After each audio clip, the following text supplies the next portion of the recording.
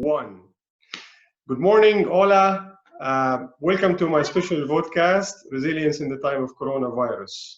I'm working from home, and everyone I reach out to, I could say working from home. Some people been traveling, some people, being already in country for quite a period of time.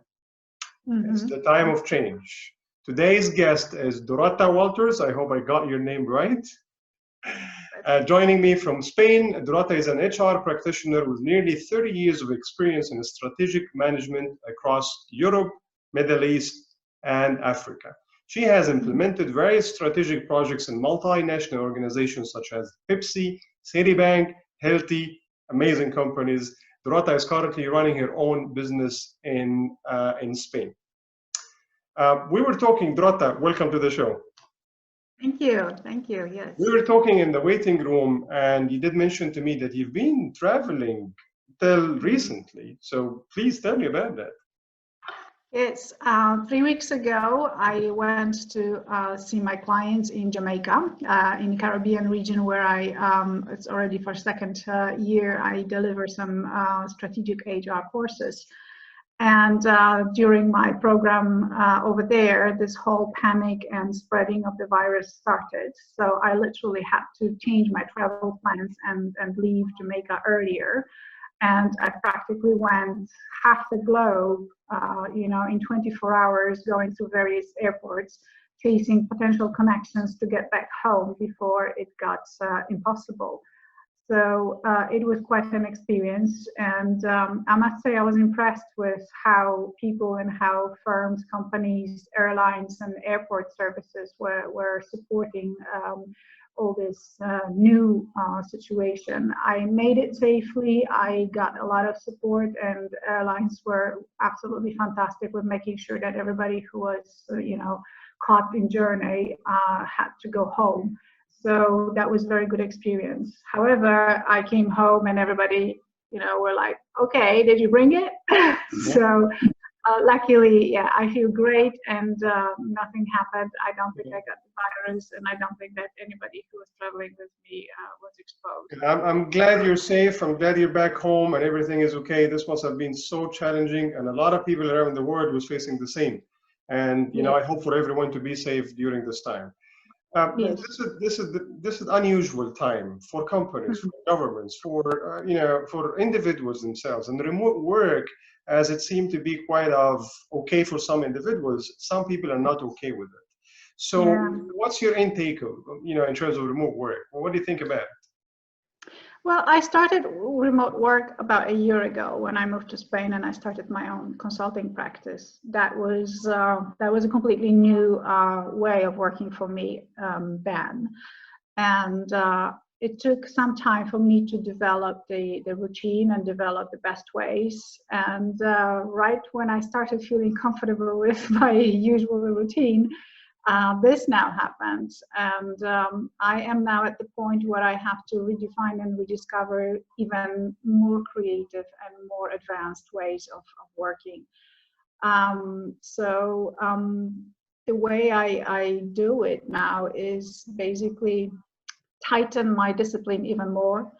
I try to inject a lot more items in my agenda. I put to-do lists that are absolutely jam-packed with new things that I've never done before, that I know others do, but I never tried. And I am much more in contact with people who I know have been doing it for a long time and who have great experiences and have some wisdom to share. I'm learning it all over again now.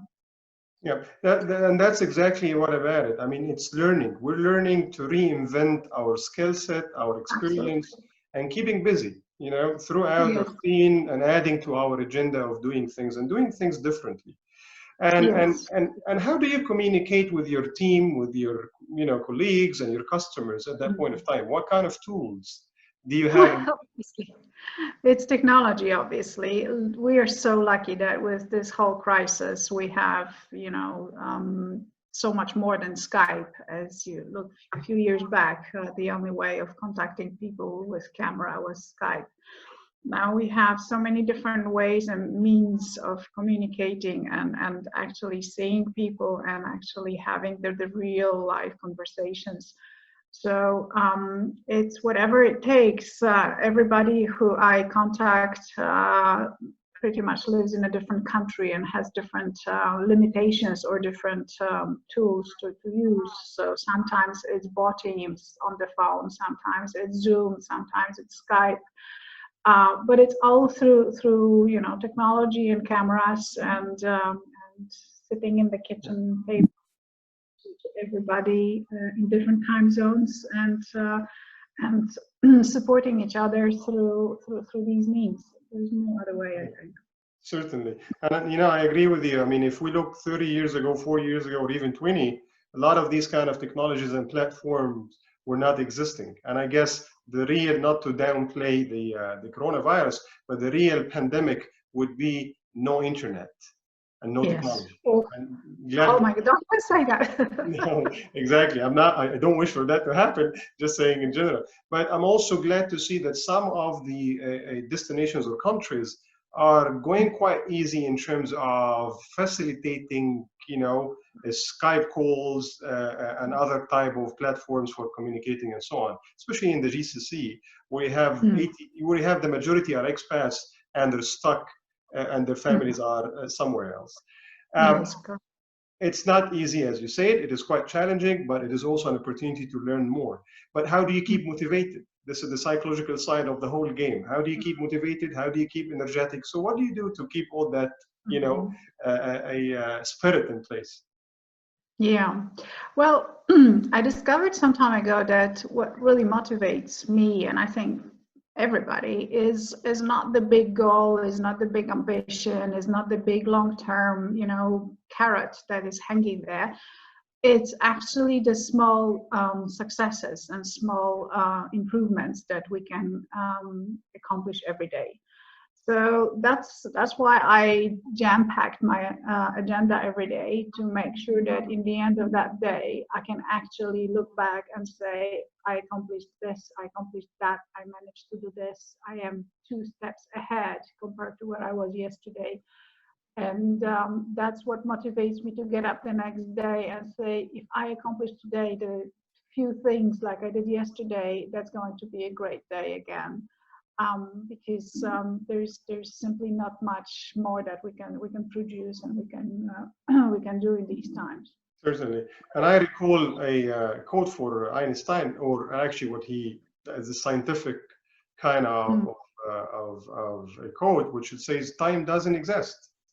Right? Yes. And if I look at motivational speakers like Wayne Dyer and so on, it's all in the now. And I guess by having to do in the now, we're able to accomplish a lot. But exactly. Organizations, individuals, were not ready for that. And when this is all over, we cannot guarantee that in the future we'll not have any sort of pandemics or or such kind of challenges. What do you think organizations can do in order for them to be fully ready for any challenge like that in the future? Well, I think that what they can do is already happening. They have been proven by the cases that working from home actually works and can work better than working and making employees drive to the office and do their 8 hours, by the clock. A lot of companies had the fear that the productivity would go down, that people would be watching television at home, and that trust was simply not there. And the command and control way of managing the company was blocking them from allowing this flexible way of working.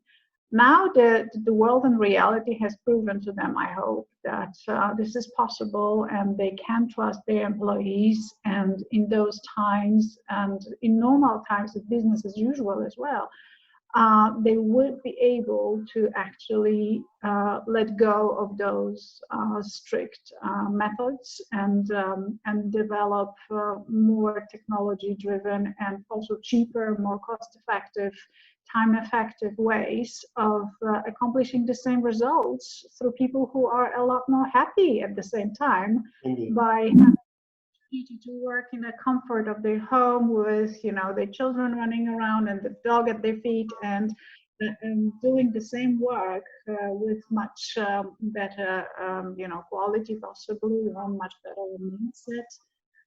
So I think that it's nothing but benefits coming out of it, and the companies who didn't believe in it definitely will learn from this experience that it is possible, and they should. Indeed, I totally agree with you. Well, Dorota, thank you so much for your time. Thanks for sharing your insights, and I look forward to having you in my next podcast as well. Appreciate it. I will be very happy to. Thank you very much, Wael. Thank you for having me. Stay safe. Thank you.